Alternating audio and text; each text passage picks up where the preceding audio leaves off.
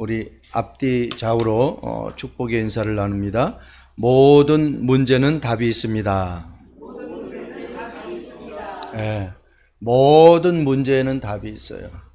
그래서 문제가 오면은 우리는 두려워할 필요가 없습니다. 또 우리에게 갈등은 갱신할 수 있는 기회다, 그렇게 얘기합니다. 그렇죠. 내가 갱신하면은 갈등할 이유가 없죠. 그리고 우리에게 위기는 모든 응답의 찬스예요. 기회입니다, 기회. 오늘 바울이 유대인을 통해 가지고 예루살렘에 잡혀갔어요. 로마 병정들과 해서 잡혀가 가지고 이 천부장에게 인계가 된 상황이에요. 그 이제 이 앞절에도 우리가 봤지만은 바울을 죽이려고 온갖 방법을 다 동원한 사람들이에요. 우리 지난 31절에도 그들이 그를 죽이려 할 때에 그랬어요. 그것도 35절에도 그렇게 말씀하고 있죠. 바울이 층대에 이를 때에 무리의 폭행으로 말미암아 군세들에게 들려가니, 그렇게 했어요. 그리고 36절에 그를 없이 하고자 했다, 그렇게. 어쨌든 바울을 지금 정리하려고, 죽이려고 몸부림을 치는 그런 상황 속에 있습니다. 오늘 말씀 제목이 그래서 위기를 복음 전하는 기회로라고 그렇게 말씀 제목을 잡았습니다. 우리가 이 말에 대한 부분들을 좀 많이 들은 이야기들이 있잖아요. 명언들이 많잖아요. 말 한마디가 천냥빛을 갚는다, 그런 말이 있어요. 말에 씨가 있다. 그 말을 내가 했다고 하면 그 말에 씨가 있기 때문에 열매를 맺히게 된다는 거예요. 그 열매는 좋은 열매가 될 수 있고 안 좋은 열매가 될 수가 있어요. 그리고 침묵은 금이다 그랬어요. 그 말을 많이 하면은 결국은 손해본다 이 얘기죠. 자동차를 많이 몰고 다니는 사람은 사고 날 확률이 많다라고 봐야 돼요. 근데 자동차를 많이 안 모는 사람은 사고 날 위험이 적죠. 이 똑같은 거예요. 말을 많이 하면은 그 말을 많이 하는 그 가운데에 실현할 수 있는 가능성이 많다는 겁니다. 그리고 낱말은 새가 듣고 반말은 쥐가 듣는다.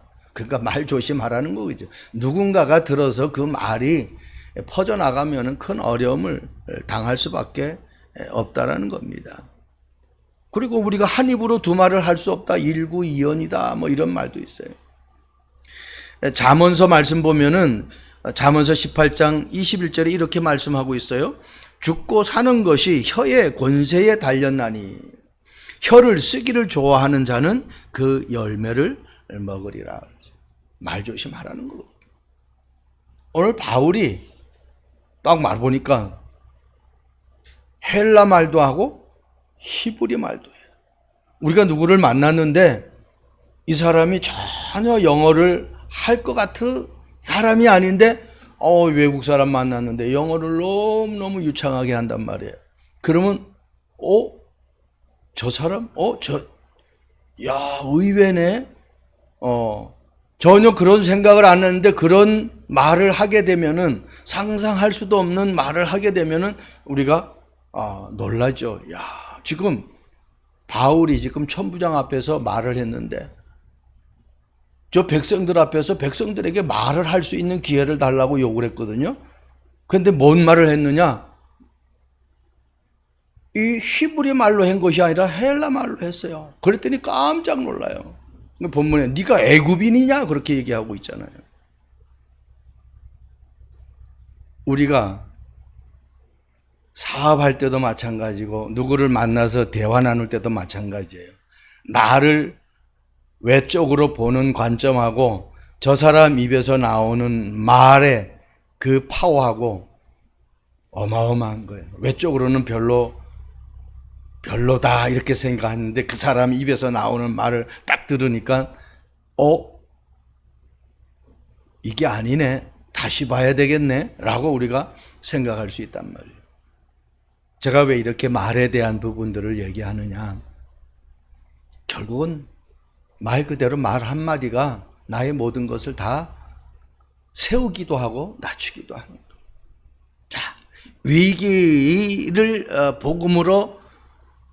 복음을 전하는 그 사도 바울을 우리가 딱 말씀을 통해서 우리 한번 오늘 나에게 응답을 찾는 그러한 축복의 시간이 되기를 바랍니다. 첫 번째, 언어로 천부장을 혼란케 한 바울이에요. 제가 지금 서론에 얘기했잖아요.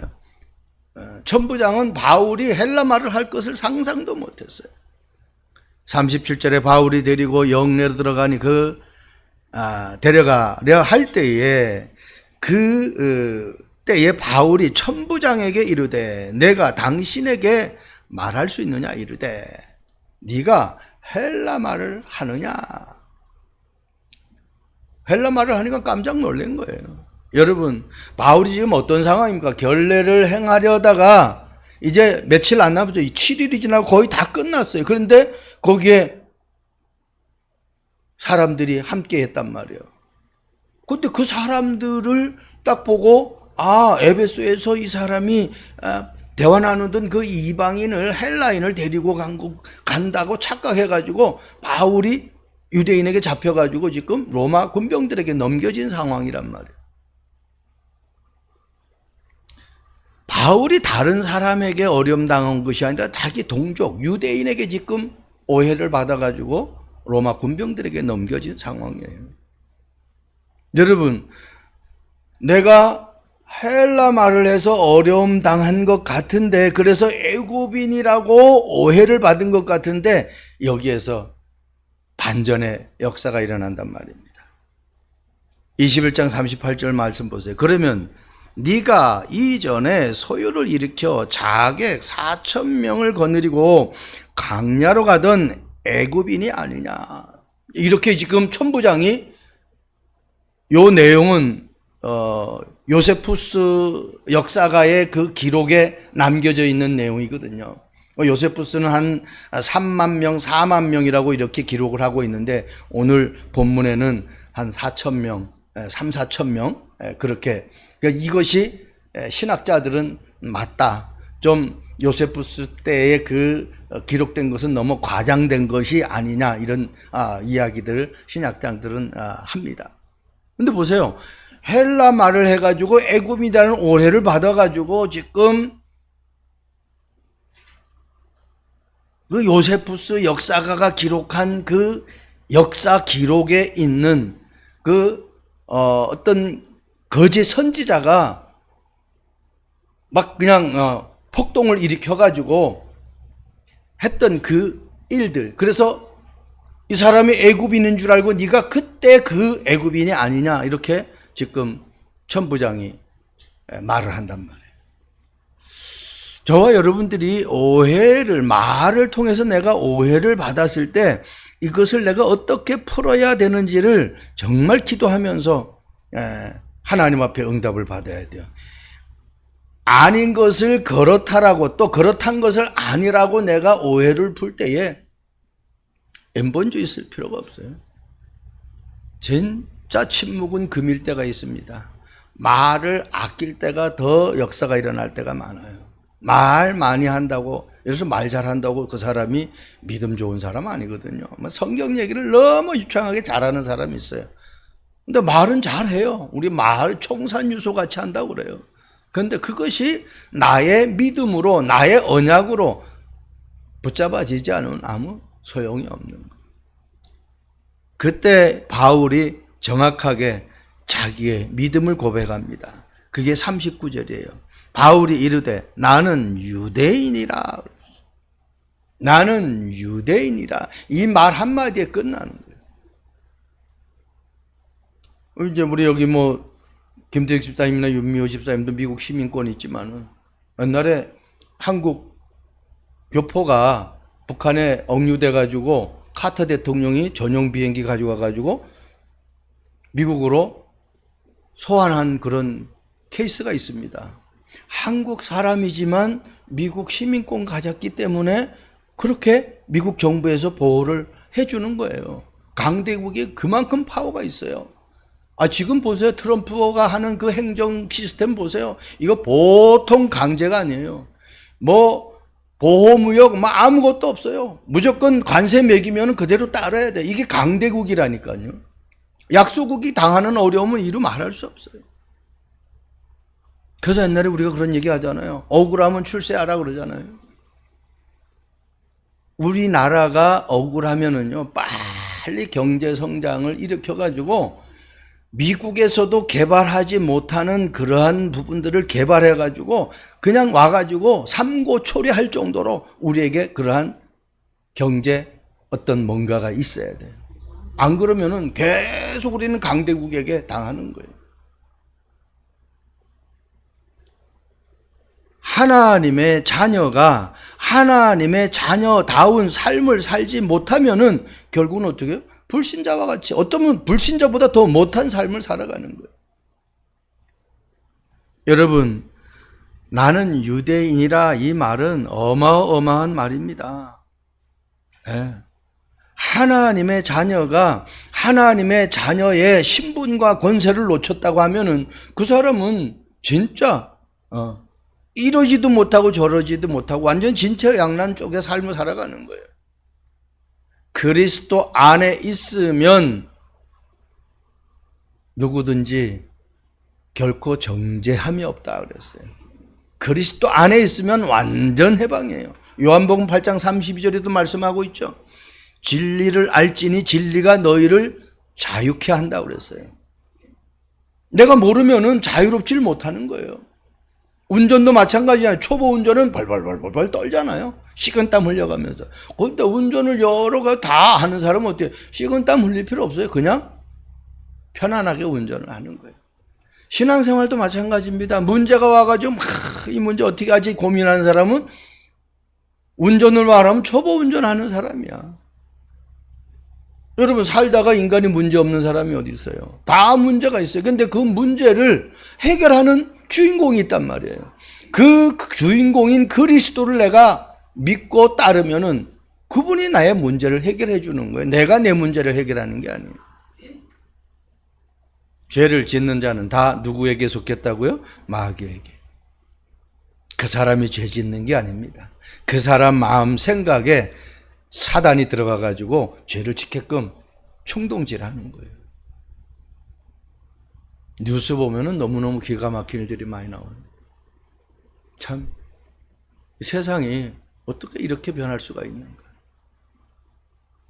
그래서 우리가 정신 바짝 차리지 않으면은, 한마디로 정신 바짝 차리라는 것은 내가 정확한 신분과 권세를 누리지 못하면은 늘 불안 속에 살아갈 수밖에 없는 거예요. 바울은요, 정확하게 자기 신분과 권세를 딱 얘기하는 거예요. 두 번째는요, 바울이 자신의 배경을 말합니다. 21장 39절에 유대인이라 하면서 뭐라고 했어요? 뒤에 소비 아닌 길리기아 다소의 시민이니 청컨대 백성에게 말하기를 허락하니. 길리기아 다소. 여기 보니까 성경에 소비 아니라고 그랬어요. 나는 유대인인데 소비 아닌, 이 말은 어떻게? 시골이 아니다 이거예요. 촌이 아니다는 거예요. 작은 도시가 아니라는 거예요. 대도시라는 거예요. 그리고 뭐라고 합니까? 가말리엘 문화생이라고. 가말리엘. 성경 말씀 보면은요, 이 가말리엘 문화생이라는 것은요, 어마어마한 응답이거든요. 이 가말리엘이라는 뜻은 제가 페이퍼에 적어놨잖아요. 다른 말이 아니라 이 가말리엘이라는 말은 하나님의 상급이라는 말인데, 이 가말리엘 문화생은 당시 그 유대 문화에서 가장 한마디로 문화 생활을 잘하는 사람들이에요. 한마디로 부유층. 그리고 가장 유대 그 교육 문화 속에서 가장 엘리트들. 그 학문의 속에서 공부했다라는 거예요. 지금 말하면 우리나라 뭐 서울대, 고대, 연대가 뭐 인류대학이라고 알아주잖아요. 미국 같은 뭐 하버드 대학교, 예일 대학교 뭐 이런 대학 같이. 그러니까 그런 어마어마한 이 학문의 배경에서 자기가 성장하고 그 학문에서 배웠다라는 거예요. 그리고 뭐라고 그래요? 빌립보 3장의 말씀 보면 이런 말씀이 있어요. 나는 8일 만에 한 해를 받고, 지난주에도 말씀드렸죠. 이스라엘 족속이요, 베냐민 지파요, 히브리 중에 히브니요. 이 말을 전체적으로 통틀어서 말하면 뭐예요? 선민 중에 선민이라는 거예요. 여러분, 밥이라고 다 같은 밥이 아니잖아요. 그 밥 종류가 얼마나 많습니까? 그런데 그 맛있는 밥이 있을 거 아닙니까? 한마디로 하나님이 택한 백성인데 그 택한 백성 중에 자기는 엘리트의 삶을 살아와가지고 이마만큼 자기가 지금 하나님의 말씀에, 율법에 도 같은 사람이라는 거예요. 그리고 왕족이라는 거예요. 천부장에게 잡혀가서 백성들에게 말할 권리를 받아서 백성들에게 지금 어떻게 해요? 외치는데, 백성들이 시끌시끌 하니까 어떻게 해요? 손을 탁 들어가지고 회중을 조용하게 만들어요. 그리고 첫 마디가 나는 유대인이다. 나는 가말리엘 문화생이다. 나는 소비 아닌 길리기아 다소 시민이다. 그리고 나는 히브리 중에 히브리다. 그러니까 뭐 다른 말을 할 수가 없죠. 그 요란한 백성들이. 유대 시민권을 가지면은요, 아무 말도 못해요. 로마 시민권 가지고 가면 아무 말도 못해요. 바울은 로마 시민권도 있고 유대 시민권도 있어요. 누가 함부로 행할 수 있습니까? 자, 그래서 이 자신의 배경을 말하는 바울에 대해서 우리는 제가 지금 세 단락으로 만들었는데, 첫 번째 그게 뭐예요? 39절. 첫 번째, 나는 유대인이다. 이 말은 뭐예요? 선민 중에 선민이라도 정말 우리가 신앙생활하면서 내가 하나님의 자녀이면서도 내가 어떤 축복을 받았는지, 하나님의 자녀된 그 신분과 권세의 축복을 모르면은 그냥 불신자보다 못한 그런 삶을 살아가는 거예요. 그러면서 뭐라고 그랬어요? 자기는 가말리엘 문화생이라는 거. 한마디로 최고의 문화생활을 하고 최고의 학문을 배웠다 할지라도 복음 모르면 그거는요, 아무것도 아니에요. 바울이 뭐라고 깨달았어요? 내가 가장 고상한 지식, 최고로 고상한 지식이 뭐라는 지식? 그리스도를 아는 지식. 세상 학문이 내가 많은 공부를 했다 할지라도 그리스도 모르면, 복음 모르면은 사단의 역사를 몰라요. 천사의 활동을 모른다는 겁니다. 그러니까 세상 거 가지고 이길 수가 있습니까? 그래서 예수님은 오직 성령이라고 답을 주신 겁니다. 왜? 세상 학문 가지고는 안 된다는 거예요. 뭐가? 사단을 꺾을 힘이 없다는 거예요. 방황하는 사람에게 바른 길을 가르쳐 줄 수가 없다는 거예요. 또 눈에 안 보이는 사단을 꺾을 능력이 없다는 거예요. 그게 그리스도밖에 없는 것이라는 것을 바울이 깨달은 거예요. 그리고 마지막에 뭐라고 그랬어요? 빌립보 3장, 선민 중에 선민. 이 말은 다른 말이 아니죠. 정말 우리가 많은 율법을 가지고 있고 또 많은 세상 지식을 안다 할지라도 임마누엘이라는 단어를 모르면 안 돼요. 24시간 하나님이 나와 함께하는 임마누엘을 놓치면 안 돼요. 최고의 지식 그리스도, 그리고 어떻게 해요? 정말 최고의 신분 하나님의 자녀, 그리고 최고의 능력 임마누엘. 이 세 가지를 바울이 회중에게 선포해버린 거예요. 자, 마지막입니다. 위기를 복음 전하는 기회로 삼았어요. 비록 자기가 누명을 쓰고 억울해가지고 오해를 해서 잡혀갔지만 거기서 정확한 복음을 전합니다. 사도행전 21장 40절 말씀 보세요. 천부장이 허락하거늘 바울이 층대 위에 서서 백성에게 손짓하여 매우 조용히 한 후에 히브리 말로 말하니라. 자, 처음에는 헬라 말로 말했는데 지금은 뭘로 말해요? 히브리 말로. 이제 제대로 백성에게 히브리 말로 말하는 거예요.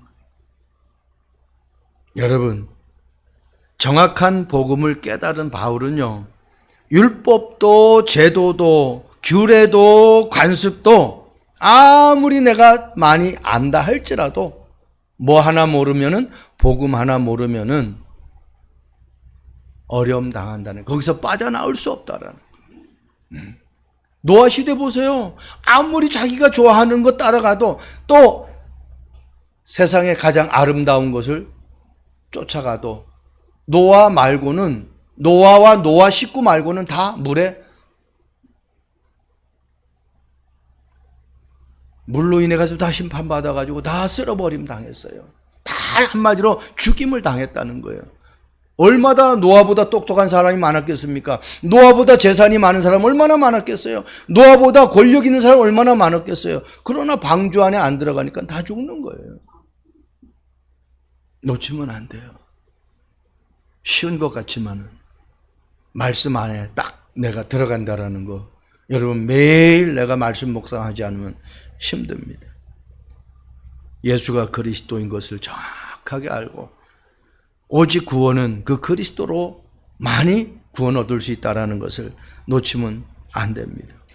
22장 4절의 말씀 보니까 이런 말씀 있죠. 내가 이 돌을 박해하여 사람을 죽이까지 하고 남녀를 결박하여 옥에 넘겼노니. 자기가 그리스도를 깨달았는데, 왜 깨달았느냐?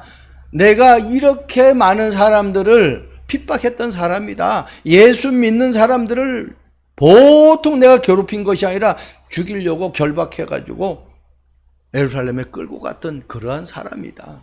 그걸 지금 간증하는 거 아니에요. 자기가 개종을 왜 했는지를 정확하게 얘기하는 거예요. 이 그리스도가 아니고서는 내가 하나님의 응답과 축복을 제대로 누릴 수 없던 그런 사람인데, 그리스도를 만나서 내가 모든 자유함, 제도, 율법, 관습, 관례 이런 것들이 중요하지만 그것이 구원 얻는 길은 아니다라는 것을 지금 얘기하고 있는 거예요. 중요합니다. 자, 22장 6절에 말씀하고 있습니다. 이에 대제사장과 모든 장로들이 내 증인이라. 자기가 그렇게 한 것을 대제사장과 장로들이 다 알고 있다라는 거예요. 내가 그들에게 다메섹 형제들에게 가는 공문을 받아가지고 거기 있는 자들도 결박하여 예루살렘으로 끌어다가 형벌받게 하려고 가더니 가는 중 다메섹에 가까이 갔을 때에 오정쯤 되어 호련히 하늘로부터 큰 빛이 나를 둘러 비치매. 하나님 믿는 사람들, 예수 믿는 사람들을 다 결박해가지고 예루살렘에 끌어가지고 어려움 당하게 하려고 했는데, 다메섹에 가다가 빛을 봤는데 그때 예수님을 만난 것을 지금 고백을 하는 거예요. 내가 복음을 전하는 것은 쉬워요. 내가 체험한 것을 말하는 건 쉽다니까요. 그래서 내가 그리스도를 만난 그 체험이 있어요. 정말 기도해서 응답 받았습니까? 그러면은 문제 오면은요, 기도해서 응답 받는 거, 왜? 받았으니까 그렇게 하면 되거든요. 그런데 모르는 사람은 그걸 못해요. 안 믿어요. 빌립보서 4장 6절에 그렇게 바울은 그렇게 고백하잖아요. 아무것도 염려하지 말고. 성경 잘 봐야 돼. 한 단어 한 단어. 아무것도 염려하지 말고. 모든 일에 기도와 간구로. 가로 열고 남편 문제는 안 돼. 이렇게 안 돼 있어요. 모든 것을 다 어떻게 해요? 기도와 간구로. 그리고 뭐라고요? 아무것도 염려하지 말고. 아니, 가로 열고 아내 문제, 그거는 염려해야 돼. 그렇게 성경은 기록 안 돼 있다니까. 아무것도 염려하지 마. 오늘 우리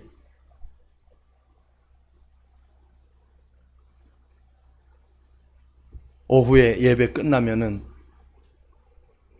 이정열 집사님, 나임 집사님 가정에 신방을 가는데, 기독백화점에 가서 성경 구절을 하는데, 이게 좋더라고요. 사모가 그 집에는 벽에 아무것도 안 걸어가지고 그 이상한 거를 가져가면 안 된다고 그래가지고 막 또 거기서 페이스톡 해가지고서는 쭉 한 바퀴 돌았다는 거 아닙니까? 그래서 그거는 좀 괜찮을 것 같다고 그래요. 근데 보니까 데살로니가 전서죠. 5장 16절 18절. 항상 기뻐하라. 쉬지 말고 기도하라. 범사에 감사하라. 그 성경 구절이 쭉 세 가지로 되어 있는데 상당히 제가 좀 고급스러워가지고 딱 보여줬더니 그거 괜찮다고 그래가지고 구입을 했는데, 그 성경 구절이 우리 집사님 가정에 그대로 내가 언약으로 붙잡아 버리면요, 그런 삶이 되는 거예요. 여러분, 항상 기뻐할 수 있는 조건이 뭐예요? 항상 기뻐할 수 있는 내용이 있으면 돼요. 항상 기도하라는 건 뭐예요? 내가 기도할 수 있는 시스템이 내 자신이 되어져야 돼요. 그거 안 되면 안 돼요. 예를 들어서 내가 자동차를 운전하려면 내가 시스템이 되어 있어야 면허증을 따야 되잖아요. 그리고 어떻게 해요?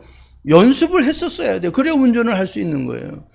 마찬가지예요. 우리 신앙생활도 기도하라 해서 하는 게 아니에요. 아이가 공부하라 해서 공부하는 거는요, 억지로 하는 거잖아요. 그건 머릿속에 안 들어와요. 공부할 수밖에 없는 시스템이 그 아이에게 있어야 돼요. 그리고 감사도 마찬가지예요. 그냥 감사가 아니죠. 범사에 감사하라고 했어요. 좋은 일이든 나쁜 일이든 감사할 수 있는 믿음이 내게 있어야 되는 거예요. 그러려면 내가 하나님을 정확하게 알아야 돼요. 그분은 전지전능하신 분이야. 그분은 모든 문제 해결할 수 있는 분이야. 그분은 십자가에서 다 이루신 분이야. 이게 나에게 정확하게 믿어져야 되는 거예요. 바울이 그게 믿어진 거예요. 그러니까 어마어마한 응답을 받잖아요. 지금 제자들 자체가 원래 예루살렘에 올라갈 때 바울을 못 가게 했거든요. 왜? 거기 가면은 어려움 당한다고, 가지 말라고. 그런데 바울은 갔단 말이에요. 왜? 나 개인의 유익보다 하나님의 복음 전하는 것이 더 큰 가치가 있기 때문에 그런 결단을 내린 거예요. 오늘 본문 잘 여러분들이 읽고 내가 하는 말을 통해 가지고 하나님의 응답을 받을 수 있어야 돼. 그리고 나의 배경을 가지고 신분과 권세를 누릴 수 있어야 돼. 그리고 그 축복이 내게 오면은, 그 응답이, 그 믿음이 내게 생기면은 그 믿음 가지고 모르는 사람들에게 복음을 전하는 그러한 축복의 삶이 되기를 주님의 이름으로 축복드립니다. 프랑스 계몽가 몽테스키웨라는 사람이 자신의 어떤 일보다, 유익보다 공동체를 더 소중히 여긴다라는 말을 했습니다. 그러니까 실제 이 몽테스키웨는 개인보다 공동체, 즉 뭐래, 자기의 유익보다 가족의 유익함, 자기의 유익보다 나라의 유익함, 자기의 유익보다 상대의 유익함, 이런 걸 사실적으로 실천한 사람이에요. 이분은 이렇게 고백합니다. 나에게 유익한 일이 있었지만 가족에게는 해가 될 수 있는 제안을 받은 적이 있습니다. 나만을 위해서는 당장 하고도 남을 일이 있었지만 가족 때문에 도저히 그 일을 하고 싶지 않았습니다. 저는 그 제안을 거절하고 이후로 단 한 번도 떠올리조차도 않았습니다. 나라를 위한 일도 마찬가지였습니다. 나에게는 득이 되지만 나라에 해가 된다는 걸 알았기 때문에 저는 그 일도 포기했습니다. 얼마든지 자기 유익을 챙길 수 있잖아요. 그러나 나라의 유익이 안 될 경우에는 자기가 자기 그 유익을 위해서 나라를 위한 것을 포기했다라는 거예요. 지금 얼마나 배금주의와 이기주의가 팽팽한 시대입니까? 자기밖에 모르잖아요. 저와 여러분들이 복음을 알았다면은 나의 모든 죄와 저주와 지옥의 권세를 해결하기 위해서 이 땅에 그리스도가 오셔서 나 때문에 죽으신 거예요. 나의 모든 걸 해결하기 위해서 죽으신 거예요. 그 사랑을 놓치면 안 돼요. 한순간도 놓치면 안 돼요. 하나님은 그 가슴이 있는 사람을 축복할 수밖에 없어요. 나의 유익이 아닌 많은 사람들의 유익, 나의 유익이 아닌 교회의 유익, 나의 유익이 아닌 이 나라의 유익, 나의 유익이 아닌 가정의 유익, 상대의 유익을 여러분들이 조금씩 생각하면서 나를 위해서 십자가에 죽으신 그 그리스도의 사랑을 한 주간도 전파하는 그런 축복된 삶이 되기를 주님의 이름으로 축복드립니다. 기도하겠습니다. 좋으신 하나님을 찬양합니다. 바울은 위기를 복음 전하는 기회로 만드는 것처럼 우리 참빛교회 모든 성도들이 그러한 응답 속에 한 주간도 누릴 수 있도록 성령께서 역사해 주옵소서. 모든 문제에 답이 있고 모든 우리에게 갈등은 갱신의 기회고 우리의 모든 위기는 최고의 기회라는 것을 놓치지 않도록 성령께서 역사해 주옵소서. 감사합니다. 예수 그리스도의 이름으로 기도합니다. 아멘.